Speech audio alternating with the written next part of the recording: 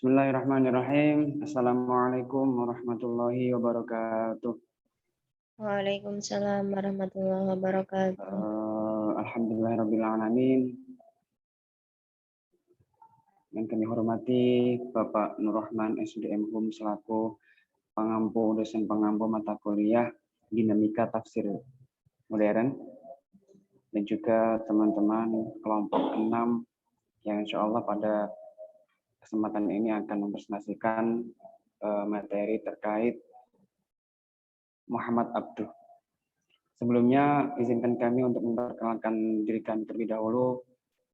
Saya pribadi Muhammad Habib Indah dengan NIM 191111059 dengan teman saya Hanifah Nur Sayekti dengan NIM 191111051 dan yang terakhir Mas Miftahur Rahman.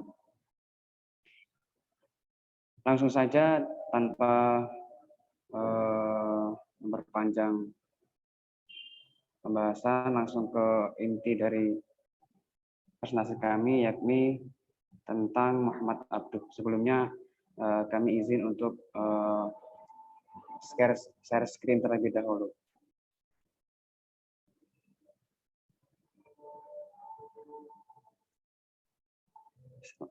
Minta tolong untuk Mas yang bertugas untuk share screen.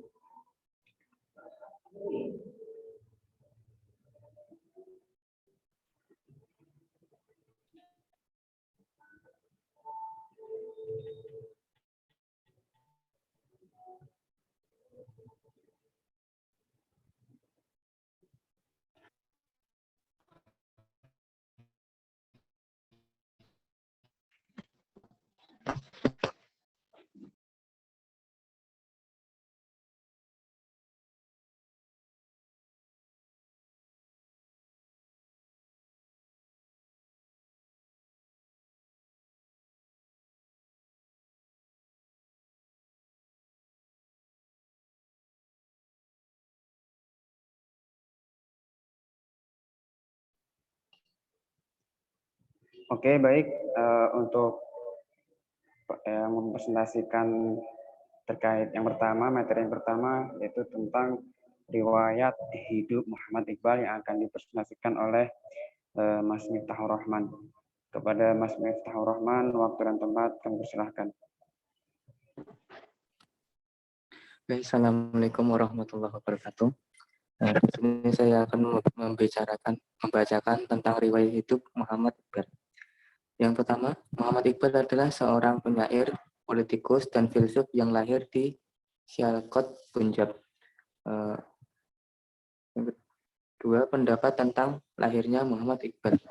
Yang pertama, Mislut Claude Maitre, Usman Ralibi, dan Baharun Rangkuti mengatakan bahwa Iqbal lahir pada tanggal 22 Februari 1873.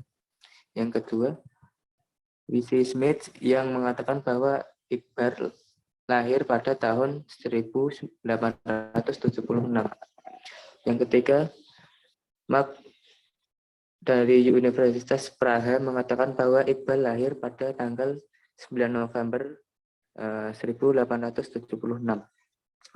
Selanjutnya, dalam buku yang berisi tentang seminar pemikiran Islam yang bertema Iqbal dan pembentukan semula identitas Muslim, tertulis bahwa Iqbal lahir pada 9 November 1877 di Punjab. Ayah Muhammad Iqbal, Muhammad Nur, seorang pegawai negeri yang berhenti dan beralih profesi sebagai pedagang. Dia adalah seorang yang saleh dan memiliki kecenderungan yang kuat terhadap dunia mistik.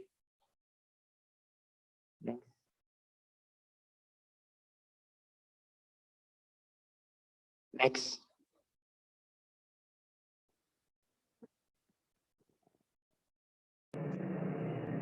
Sudah, Mas. Next. Dari selanjutnya, dari Punjab, Iqbal pindah ke Lahore, salah satu kota besar di India. Masuk di Government College untuk meneruskan studinya. Selanjutnya pada tahun 1897 dia berhasil meraih gelar Bachelor of Art atau BA dan diberi kesempatan untuk meneruskan ke program master di universitas yang sama. Disinilah Iqbal banyak mengetahui bentuk dan seluk-beluk filsafat Barat. Selanjutnya pada tahun 1897 ia masih berkeinginan untuk melanjutkan studinya ke tingkat yang lebih tinggi dan akhirnya dapat meraih gelar MA dalam filsafat pada tahun 1899. Setelah Iqbal menyelesaikan studinya di Government College Lahore, ia diangkat menjadi staf dosen di perguruan tinggi pemerintah atau Government College, menjadi pengajar di bidang ilmu sejarah, filsafat, dan bahasa Inggris. Next.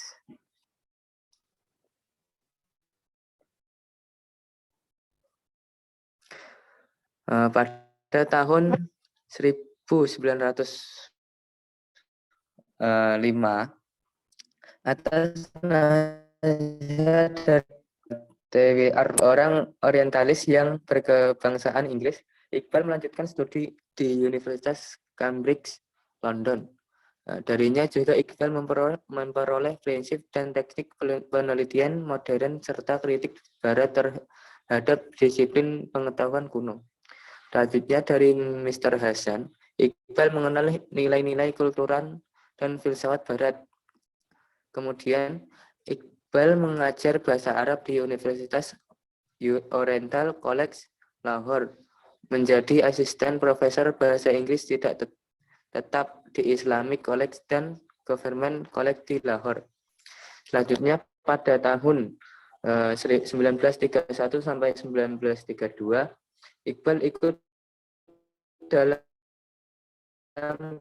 konferensi untuk membahas konstitusi baru bagi India. Di tahun berikutnya ia mengikuti konferensi ketiga kalinya di London. Waktu ia kembali lewat Spanyol untuk menyaksikan peninggalan-peninggalan kaum muslimin di negara tersebut, semasa inilah puisi-puisi dan sajak-sajaknya digubahnya dan diterbitkan dalam Bal 1 Jibril, salah satu karyanya yang terkenal. Tahun 1935, istrinya meninggal dunia. Hal ini membuat Iqbal lemah dan sedih berkepanjangan. Padahal Pakistan masih membutuhkan karya-karyanya. Berbagai penyakit menyerang tubuhnya, namun ia tetap gigih dalam berkarya, mengubah sajak-sajaknya dan terus-menerus menuliskan karya-karya tak pernah kenal kata lemah. Pada tahun 1938, sakitnya semakin parah dan ia merasa ajalnya semakin dekat. Ia tetap mampu memberikan pesan pada sahabat-sahabatnya. Dan akhirnya, pada tanggal 21 April 1938, di waktu fajar, dalam usia 60 tahun, Muhammad Iqbal meninggal dunia. Next. Karya-karya Muhammad Iqbal. Yang pertama adalah puisi atau syair. Yang kedua, prosa. Yang ketiga, pengantar atas karya orang lain. Yang selanjutnya, surat jawaban atas kritikan dari berbagai konsep.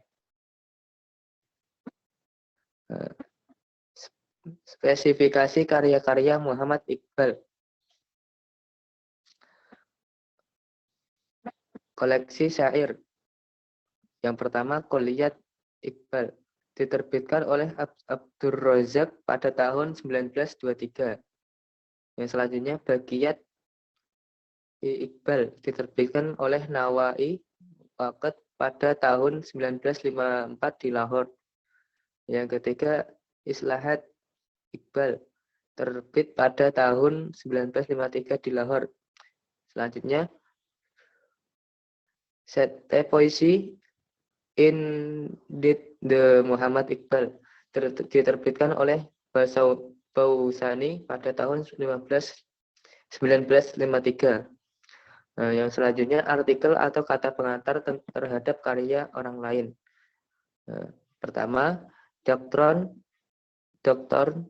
or Absolute Unity as Explained, karya Abdul Karim Al-Jailani, diterbitkan pada tahun 1900. Selanjutnya ilmu iktisad atau ilmu ekonomi ditulis pada tahun 1961. Selanjutnya Urdu Zaban Punjabi diterbitkan dalam majalah Mahzan edisi Oktober 1902. Yang selanjutnya Islam Al-Khilafah diterbitkan dalam majalah Sociological Review di London pada tahun 1908.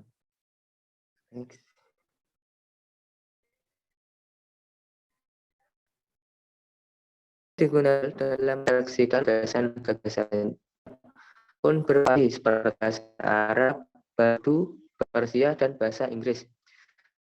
Berikut merupakan karya-karya lainnya. Pertama, The of Meta Persia. Yang kedua, Asrar Al-Qud. Yang ketiga, Rumus Bikhud atau Secrets of Non-Ego. Yang selanjutnya, Ayam Masyrik atau Pesan Daru dari Timur. Yang selanjutnya, Bank In terbit di Lahore pada tahun 1924. Yang selanjutnya, Zabur Azam atau Teman Rahasia Baru terbit di Lahore pada tahun 1927. Yang selanjutnya, Fali Jibril atau Sayap Jibril tertulis dalam bahasa Urdu. Yang selanjutnya, Javid, nama tertulis dalam bahasa Persia, terbit pada tahun 1932 di Lahore dan lainnya. Oke, baik. Terima kasih kami ucapkan kepada Mas Rohman yang telah mempresentasikan terkait bagaimana biografi, riwayat hidup, dan juga karya-karya dari Muhammad Iqbal. Baik, selanjutnya adalah pembahasan tentang corak dan karakter pemikiran dari Muhammad Iqbal.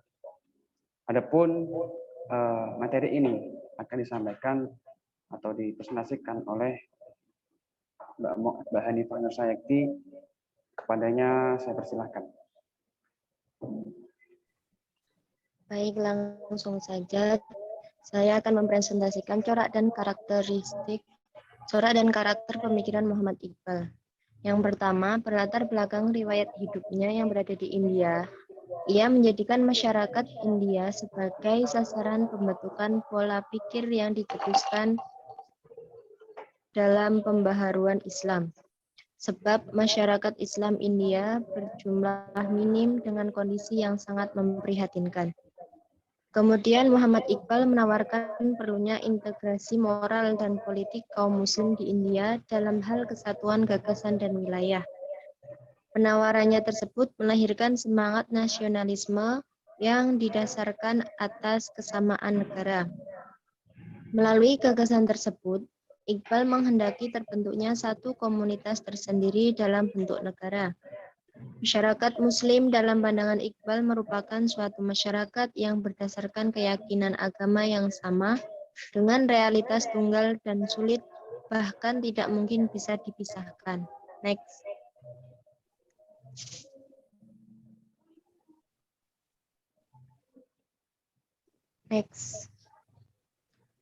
Pengaruh Muhammad Iqbal terhadap pembaharuan Islam juga ditentukan oleh gubahan-gubahan syairnya yang sangat banyak. Gubahan syair tersebut hampir menyentuh seluruh aspek yang berkaitan dengan kehidupan manusia. Pemikiran Muhammad Iqbal yang terbentuk sangat dipengaruhi oleh kepergiannya ke Inggris untuk melanjutkan studi. Muhammad Iqbal berkenalan dengan tokoh filsuf Barat ketika belajar di Cambridge University dan perguruan lainnya. Dari situlah pemikiran Muhammad Iqbal mengalami perubahan drastis dengan memiliki kecenderungan intelektual yang khas. Kecintaan Muhammad Iqbal terhadap nilai-nilai dan tradisi Timur yang dipelajari selama berada di negeri kelahirannya, serta ditambah dengan penghargaannya yang tinggi terhadap tradisi keilmuan Barat, menjadikan beliau sebagai sosok menguasai warisan intelektual Timur yang diiringi dengan pengetahuannya tentang filsafat Barat. Next.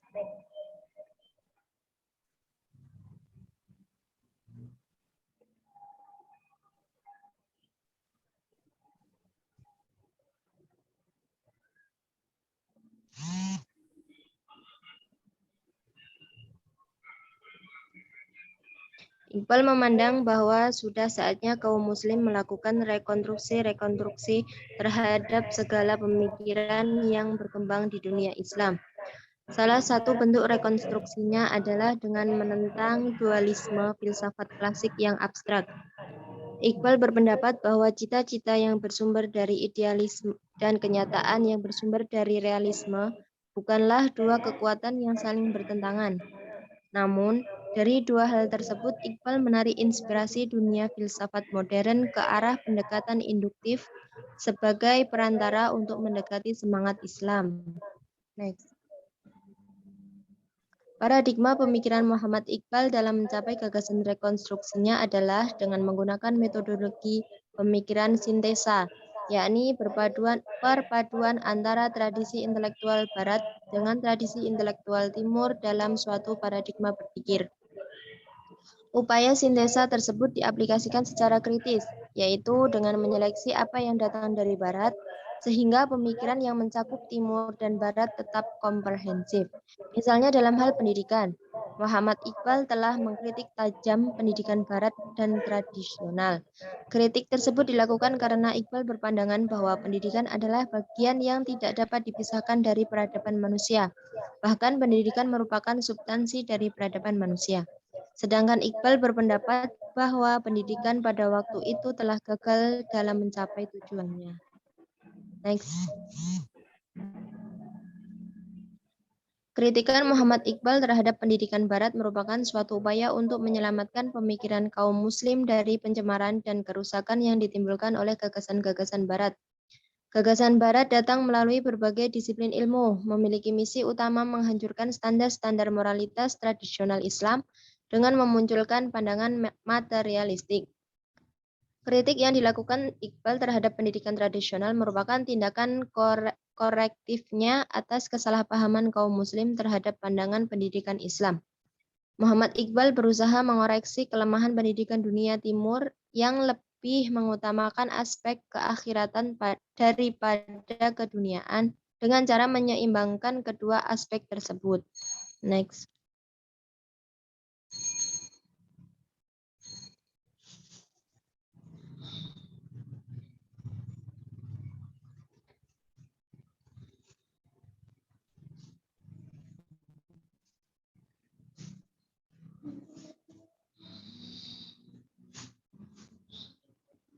Baik, terima kasih.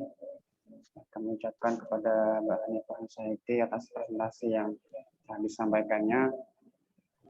Terakhir, materi dari kami yakni tentang pemikiran politik dan negara Islam Muhammad Iqbal yang akan disampaikan oleh saya sendiri. Langsung saja, Muhammad Iqbal adalah seorang pemikir yang memiliki kapasitas mengamati berbagai permasalahan yang menjadi kelemahan bagi umat Islam, terutama umat Islam yang ada di India sebagai tanah kelahirannya. Setelah melakukan pengamatan, ia mengajukan konsep-konsep yang dipandang sebagai suatu langkah pembaharuan yang maju pada waktu itu. Dalam salah satu karyanya yang berjudul The Reconstruction of Religious Thought in Islam, di dalamnya disebutkan bahwa konsep-konsep Muhammad Iqbal tersebut yang terbagi ke dalam 3 fokus pembaharuan, yakni reformasi pemahaman dan pemikiran dalam Islam, pembaharuan sosial, dan pemikiran dalam bidang politik. Perjalanan politik Muhammad Iqbal dimulai sepulangnya dari Eropa pada tahun 1927. Beliau menjadi tokoh penting di dalam satu partai di India bernama Partai Liga Muslim India dan menjadi salah satu anggota legislatif Punjab. Beliau terpilih sebagai Presiden Liga Muslim pada tahun 1930. Lebih hebatnya lagi, beliau diberi gelar Sir oleh pemerintah kerajaan Inggris di London atas usulan seorang wartawan Inggris yang aktif mengamati perjalanan Muhammad Iqbal sebagai seorang pemikir dan politikusnya. Gelar Sir tersebut merupakan gelar kebangsawanan yang diberikan kepada seseorang sebagai bentuk penghormatan kepadanya. Kemudian gelar ini menunjukkan pengakuan dari kerajaan Inggris atas intelektualitas dan perjuangan memperkuat politik Islam di India waktu itu.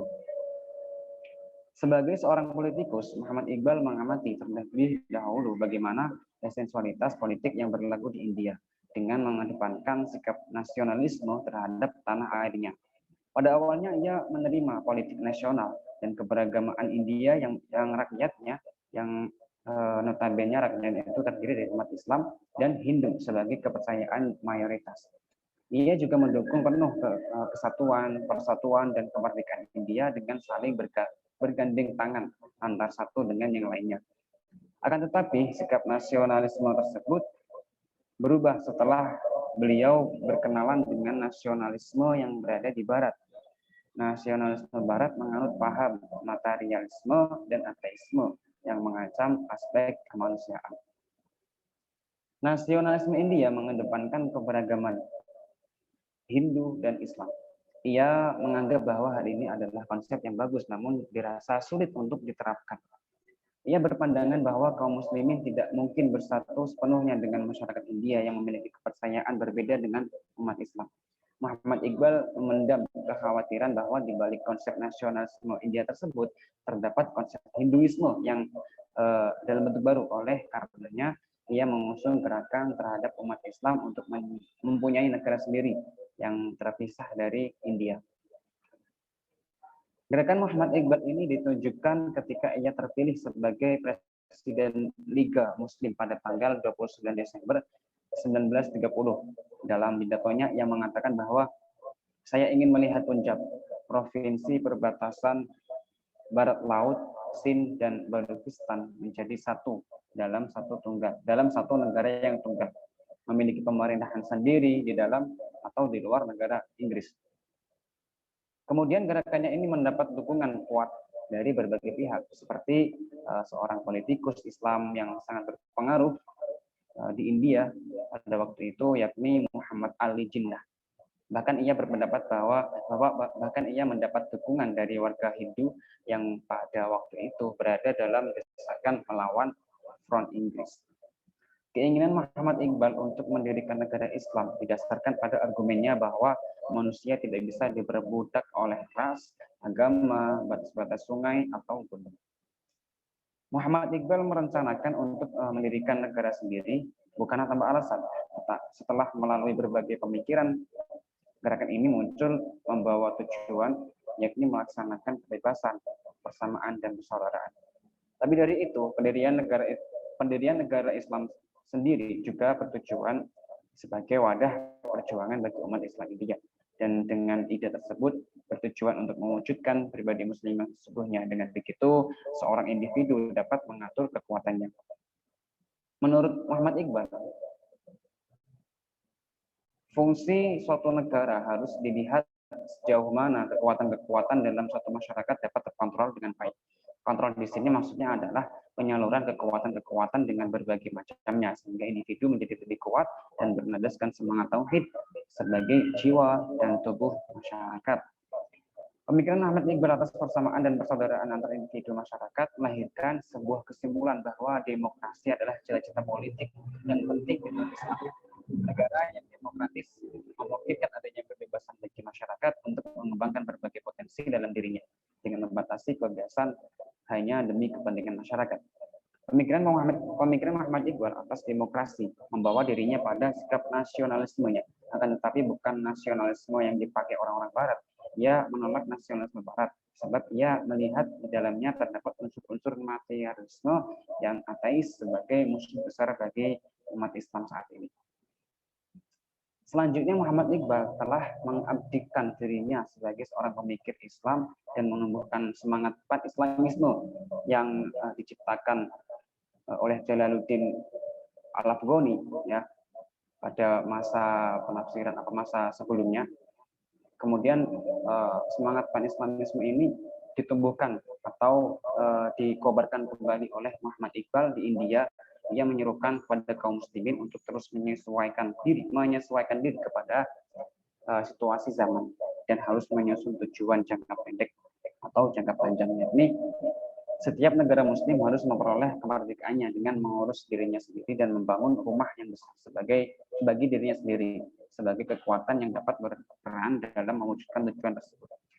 Yang kedua, berkumpul bersama dan membentuk satu kesatuan yang kuat, terdiri dari bangsa-bangsa, republik-republik dengan ikatan yang mengikat, yakni spiritualisme Islam. Menurut Muhammad Iqbal, konsep agama dan politik di dalam Islam tidak bisa dipisahkan. Keduanya akan saling terikat satu sama lain. Kemudian semangat pan-Islamisme ini yang diusung oleh Muhammad Iqbal dengan konsekuensi tuntutan zaman pada waktu itu yang mengharuskan adanya penyesuaian dan kesabaran untuk terwujudnya suatu negara Islam yang efektif, maka negara tersebut harus merdeka terlebih dahulu dengan menyusun suatu kepemimpinan atau yang disebut dengan khilafah. Sebab umat Islam bisa melepaskan diri dari belenggu kemelut teologis antara Hinduisme dan Islamisme tersebut apabila berada dalam negara kesatuan Islam. Pada akhirnya, keberhasilan Muhammad Iqbal dalam membentuk negara Islam yang merdeka dan berdaulat bagi umat Islam itu terrealisasikan. Negara tersebut terbentuk 25 tahun sebelum Muhammad Iqbal wafat. Negara milik umat Islam tersebut diberi nama Republik Islam Pakistan atau yang sekarang kita lebih kenal dengan negara Pakistan ya. Dengan dukungan dari Muhammad Ali Jinnah, orang yang mendukung ide atau gagasan Muhammad Iqbal ini dari awal, yang ikut memperjuangkan negara Islam Pakistan tersebut. Muhammad Iqbal merupakan pencetus negara Pakistan. Kemudian dengan hal tersebut ia disebut atau diberi gelar dengan bapaknya Pakistan. Kemudian ini bisa kita lihat berkas atau foto-foto Muhammad Iqbal ketika beliau berada di London. Oke, terima kasih. Mungkin cukup sekian apa yang bisa kami presentasikan, apa yang bisa kami jelaskan terkait Muhammad Iqbal.